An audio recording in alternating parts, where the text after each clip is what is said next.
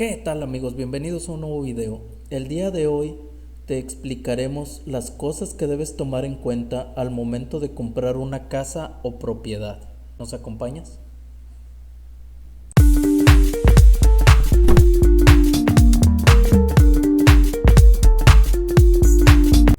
Muy bien, empecemos por el tema financiero, el factor financiero, que es lo que muchas veces no analizamos y es lo más importante. En primer lugar, en México una entidad financiera te presta generalmente el 90% del valor de la propiedad. El restante 10% generalmente lo debe poner el interesado. Hay entidades financieras que te pueden financiar tanto el enganche como los gastos notariales, que aquí tienes que saber que los gastos notariales no van incluidos en el precio de venta.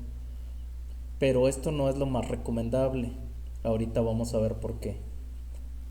Segundo punto, generalmente tu capacidad de pago de un crédito hipotecario no debería de exceder del 30% de tus ingresos, ya sean individuales o conyugales. Esto te va a dar un primer parámetro de a qué cantidad de préstamo podrías aspirar. Tercer punto, en México, un estimado del pago mensual de una casa es de 1,000 pesos mensuales por cada 100,000 pesos de préstamo. Es decir, que si una casa te cuesta 1,000,000 de pesos, en promedio tú estarás pagando una mensualidad de 10,000 pesos. Esta cantidad puede variar de acuerdo al enganche que tú des, si das abonos, todo eso.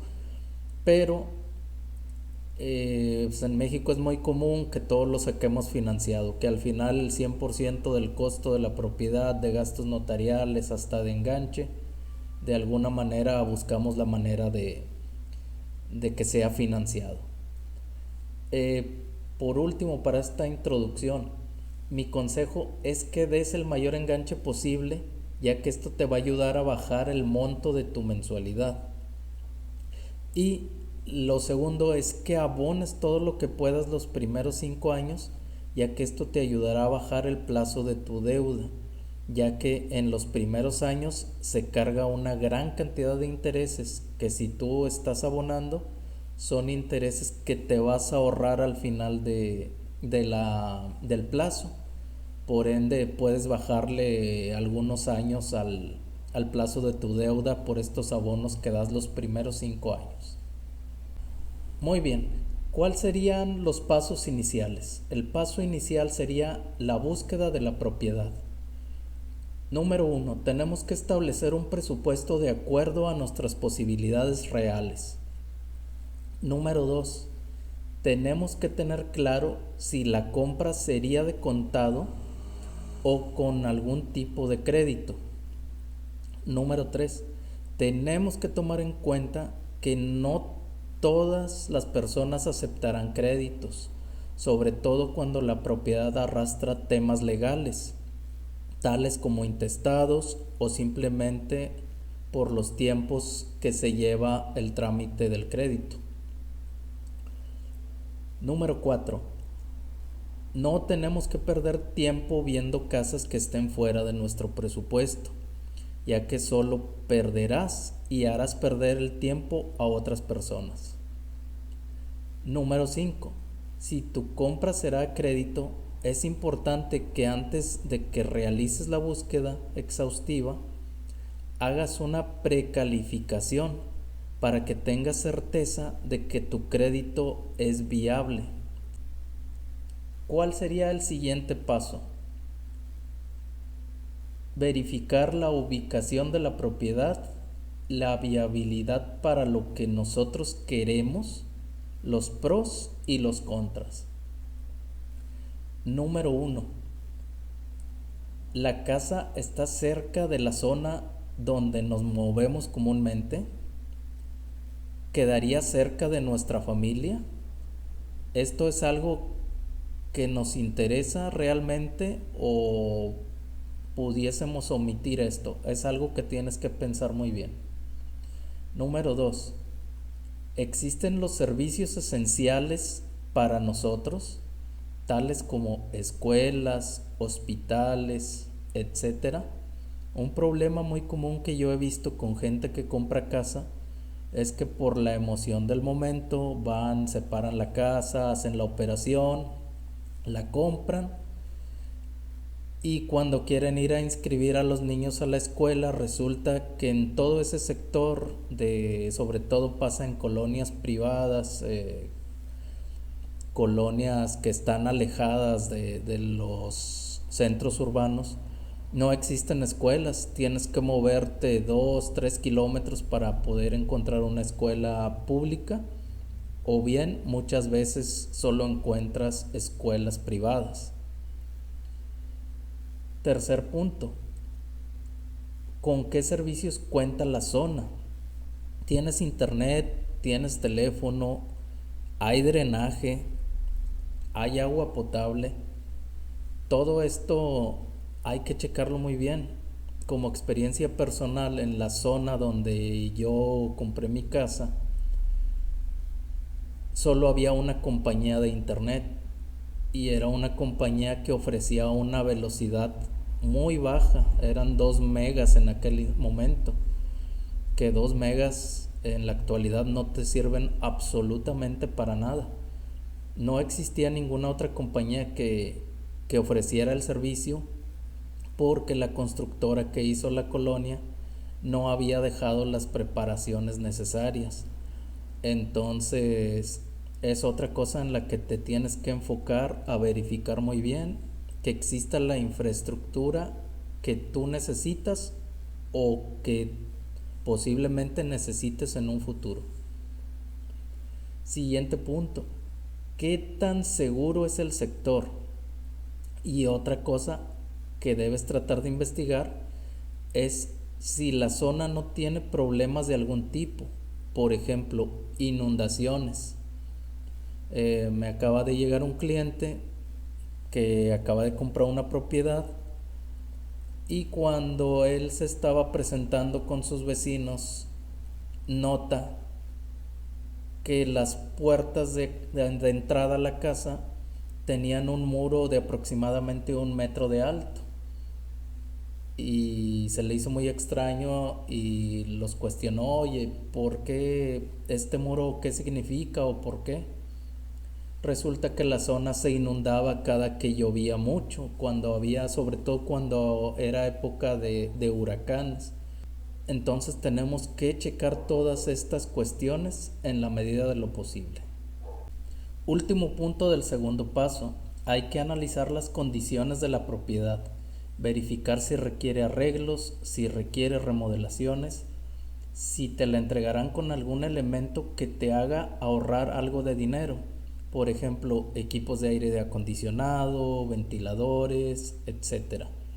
También trata de evaluar qué te conviene más, si comprar una casa usada con ciertos años ya de antigüedad, que ya muchas veces presenta algunos problemas, o una casa nueva que obviamente no te dará guerra en algunos años, y evalúa la diferencia de precios, las ubicaciones, todo eso. Vamos a pasar al siguiente paso. El siguiente paso ya sería la propuesta económica. En base a lo que tú lograste observar en el punto anterior, ya estarás en condiciones de poder realizar una propuesta económica al vendedor. Generalmente las propiedades se tasan en base a lo que indica el avalúo catastral, que en teoría ya debería de haber considerado todas las condiciones que tiene el inmueble. Pero si tú eres astuto, podrías llegar a negociar un poco. Pero muy importante, siempre debes de tener argumentos creíbles, como por ejemplo, si la casa requiere alguna mejora, si presenta algún daño muy evidente, o si existe algo en el entorno que pudiese significar una molestia para ti o en este caso el futuro comprador. Vamos a pasar al siguiente paso. El siguiente paso sería realizar la separación de la propiedad. Siempre debes tener cuidado con los fraudes. ya que en este ramo están a la orden del día. De preferencia, busca el apoyo de un asesor inmobiliario o un notario. De preferencia, si vas a entregar algún anticipo, que sea ante un notario mediante un contrato de promesa de compraventa, en el cual debes especificar montos y posibles penalizaciones para ambas partes, porque esto es de dos, en caso de que se caiga la operación por culpa de alguna de las partes. Si no estás asesorado por un profesional, trata de hacer una pequeña investigación por tu cuenta sobre el vendedor o sobre el propietario.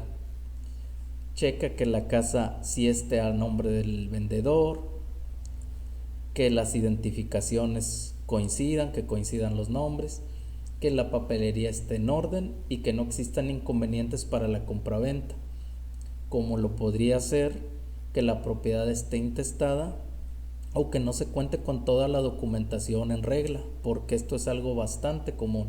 Otro detalle importante que debes revisar y que es bastante común es que debes verificar que toda la construcción está registrada, ya que es el mayor problema que aparece al momento de hacer este tipo de operaciones. Construcciones que se hicieron sin permiso y que muchas veces el solucionarlo puede llevar meses o en el peor de los casos no se puedan solucionar o no se puedan solucionar rápidamente. Vamos a pasar al siguiente paso. El siguiente paso sería el trámite. Siempre debes estar al pendiente del trámite, debes estar verificando el estatus constantemente, ya que no siempre las personas que intervienen en los trámites son de lo más profesionales. Desde los corredores inmobiliarios hasta los notarios, a veces dejan que se junten muchos expedientes para comenzar a realizar los trámites. Necesitas llamar al vendedor constantemente o si es mediante un banco, tendrás que llamar a tu asesor. En conclusión, siempre estar al pendiente para ver que no falte algún documento que pueda retrasar tu trámite y que si tienes límite de tiempo no te vaya a afectar. Vamos a pasar al siguiente paso. Condiciones de venta y escrituración. Número 1. Siempre revisar bien las condiciones, los montos, los datos. No puede haber errores en ningún dato, ni del vendedor, ni del comprador, ni en los datos de la propiedad. Checa superficie, medidas, colindancias, orientación. En la medida de tus posibilidades, revisa toda esta información. Siguiente punto, muy importante. Siempre debe quedar claro todos los documentos que debes llevar el día de la firma de la escritura y deberás estar enterado de los gastos o pagos adicionales que deberás efectuar, ya que una cosa es el monto de la operación y otra cosa aparte son los impuestos que debes pagar o los honorarios del notario. Siguiente punto, trata de ver la propiedad un día antes de que firmes el contrato o la escritura para evitar que desaparezcan cosas que se había acordado incluir en la operación. Otro detalle que debes checar, que aunque en teoría es responsabilidad del notario revisarlo, verifica que los pagos de todos los servicios estén al corriente para que no te lleves alguna sorpresa desagradable. Muy bien, pasemos a lo que son los consejos finales. El notario o el banco están obligados a entregarte una copia de la escritura, aun y cuando la propiedad se esté pagando o se vaya a pagar en plazos. El proceso a veces tarda algunas semanas o algunos pocos meses, pero es importante que siempre estés monitoreando el proceso para que en cuanto salga la escritura vayas por ella a la notaría. Es mentira que no te la pueden entregar hasta que pagues. Siempre deben de entregarte una copia. Si ya terminaste de pagar tu casa, realiza la cancelación de la hipoteca y ahórrate muchos problemas a futuro, como que desaparezca la institución que te financió la casa y que vayas a caer en trámites más complicados y costosos. Otro documento que debes exigir que se te entregue junto con la escritura es el plano o la constancia que ampare el registro de la construcción ante las autoridades, ya que en caso de que vayas a realizar ampliaciones o modificaciones a la casa, vas a necesitar esta documentación. Bueno amigos, esperemos que les haya sido de utilidad el video. Si crees que le puede ser de utilidad a otra persona, compártelo, regálanos un like y nos vemos en la próxima.